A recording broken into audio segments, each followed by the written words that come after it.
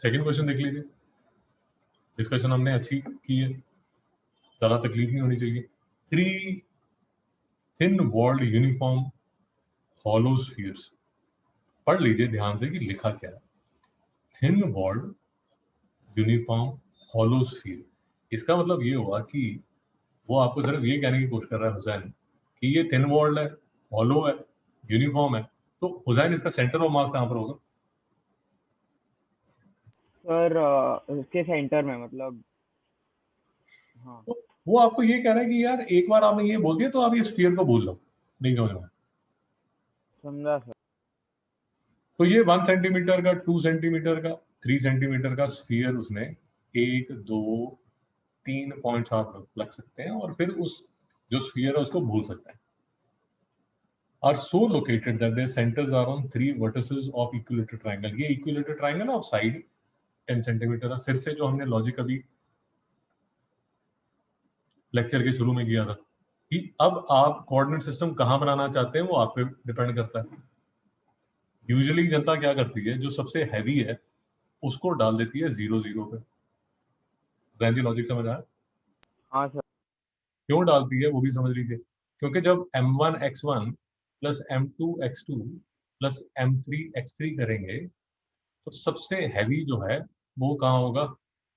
0 पे। तो ये क्या हो जाएगा? 0। जरा नहीं समझ में। समझ आ। तो हैवी वाले को यूजुअली जनता इस पे डाल देती है, 0 0 पे डाल देती है ताकि वो खत्म हो जाए। ये बात तो समझ आ गई। अब देखिए, अब वो आपको क्या कहता है, हॉलो है, थिन वॉल्ड है। फाइनली आप जो कोऑर्डिनेट सेंटर ऑफ मास के क्वेश्चंस में दो चीजें आपको निकालनी होती है। फॉर्मूला आपका क्या है? X C M is equal to m1 x1 plus m2 x2 plus m3 x3 whole upon m1 plus m2 plus m3। अब m1 plus m2 plus m3 जो है वो क्या हो जाएगा?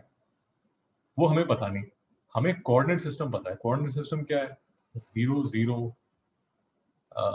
10 0, ये इसके सेंटर पे होगा। तो ये क्या हो जाएगा? ये क्या हो जाएगा? ये क्या हो जाएगा? 5 कॉमा 5 कॉमा 5 कॉमा देन जी y कैसे निकालेंगे? सर 10 सेंटीमीटर दिया है और वो उसका 3 सेंटीमीटर है, हम्म, तो ये ये सर 5 हो, हाँ सर। ये 5 है ना, हाँ सर। हाँ सर। और ये 10 है। तो हाँ आप सर। हाइट चाहिए, तो हाइट कितनी होगी? 100 माइनस 25 100 माइनस 25। रूट 75। वो क्या होगा? 5 रूट 3। तो y एक्सिस जो है वो आपका क्या हो जाएगा? 5 रूट 3। रेवान जी समझ में आया नहीं है? यस सर, समझा। तो अब आपने अभी तक क्या किया, आपको जो फॉर्मूला था उसमें आपने x1 निकाल लिया, x2 निकाल लिया, x3 निकाल लिया। इसी तरह YCM होगा m1 y1 plus m2 y2 plus m3 y3 upon m1 plus m2 plus, उसके लिए भी आपने y1 y2 y3 निकाल दिया। तो राम जी अब मिसिंग क्या है? Sir masses. शाबाश, आपके पास मिसिंग क्या है? m1 m2 और m3 नहीं है आपके पास। बाकी आपने जो कोऑर्डिनेट्स हैं वो तो निकाल दिए। अब आजी बात समझ आ रही? हाँ सर। अब आजी मासेस कैसे निकालेंगे? हाँ सर, डिबेट कर सकते हो, आपने आवाज कट हो रहा था। जैन जी मासेस कैसे निकाल सकते हो? सर मतलब अ, सर जो सबसे उसका स्क्वायर करके, मतलब सर 3 का मास हम लोग एरिया, मतलब आप ठीक बोल रहे हो, आप बिल्कुल ठीक बोल रहे हो। एरिया निकालना है ना। हाँ, आप बिल्कुल ठीक बोल रहे हो। देखिए इसमें दो तीन चीजें थोड़ा समझने की कोशिश कीजिए। वो आपको क्या बोल रहा है कि ये थिन है, तो बेसिकली जो मास होगा वो सारा का सारा जो मास होने वाला है वो कहाँ होने वाला है? वो सिर्फ उसकी स्फीयर की वॉल में होगा। Do we agree to? हाँ अंदर सर। मास होगा ही नहीं, उसकी सिर्फ दीवार पे होगा। अच्छा, दीवार जो है वो बेचारी खुद भी काफी पतली है,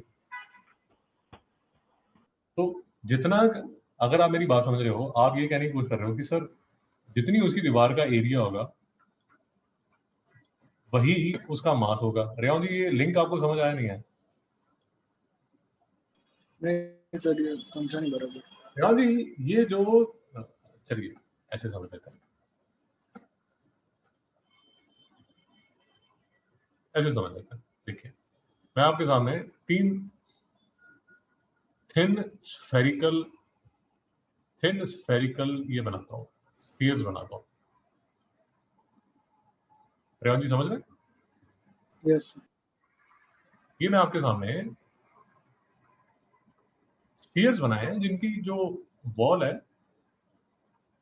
थिन है, हॉलो है तीनों।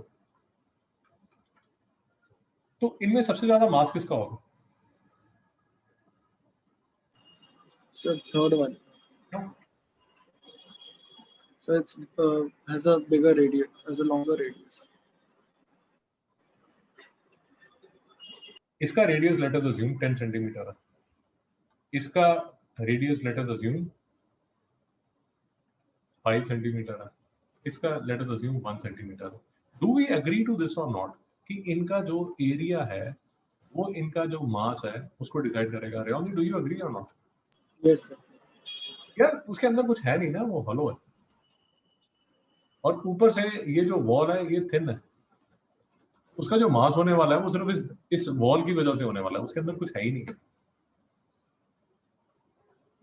तो उसका जो एरिया है, जितना ज्यादा उसका एरिया होगा उतना ज्यादा उसका मास होगा, क्योंकि सारा जो मटेरियल है वो मटेरियल लाई ही उसकी दीवार पे करता रहेगा, और कहीं पर तो कुछ मटेरियल है ही नहीं, उसके अंदर तो हॉलो है। रेवती लॉजिक समझ रहे हैं? नहीं समझ रहे? जी सर, समझ गया। इस वजह से व्हाट यू से इज कि area is proportional to mass. अगर इसका एरिया 4 पाई, यार स्फीयर का एरिया तो पता है ना? एरिया मतलब surface area. Surface area of sphere क्या होता है? 4 pi r square. Revathi ji ठीक है? Yes sir. ये क्लास 10th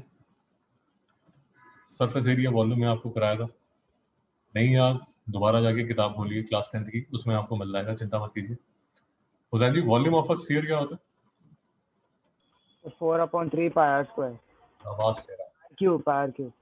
आवाज समझ आया? तो इसका एरिया क्या होगा? 4 पाई आर स्क्वायर। इसका एरिया क्या होगा?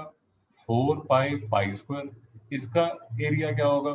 4 pi 1 square. Revant ji, do we agree? Yes sir.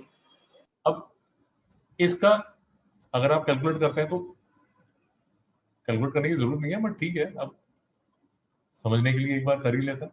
तो इसका अगर आप एरिया निकालते हैं, इसका एरिया निकालते हैं तो ये 100 है और ये 4 है, तो ये बनता है 400 पाई सेंटीमीटर स्क्वायर।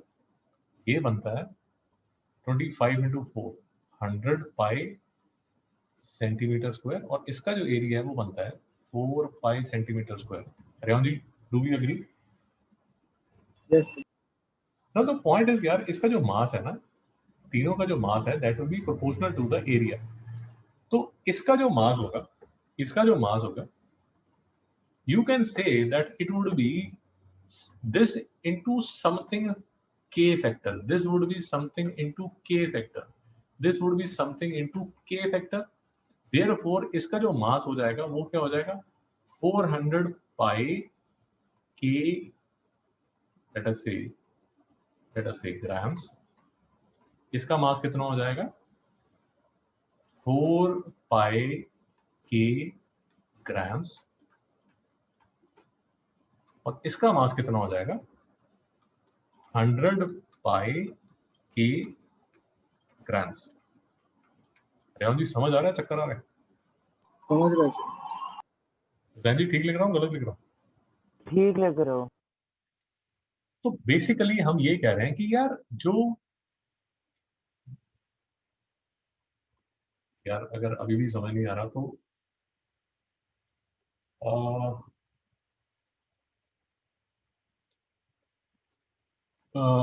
अब मुझे कोई अच्छा एग्जांपल नहीं समझ आ रहा, जो एग्जांपल समझ आ रहा है उसी से काम चला लीजिए।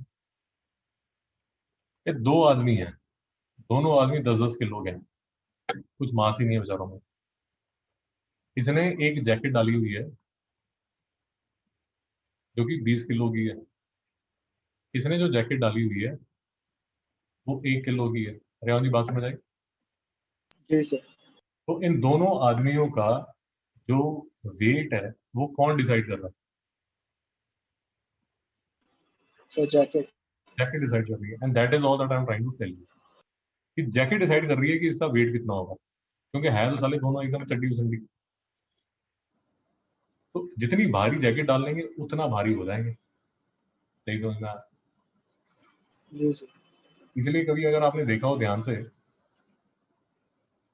वो आपकी क्लास में जो लड़कों की जिनकी हाइट कम होती थी वो सबसे ज्यादा वही एक्सरसाइज करते थे। क्यों करते थे? कुछ कर रहे हो मिस्टर हुसैन? आपकी क्लास में ऐसा था या नहीं था?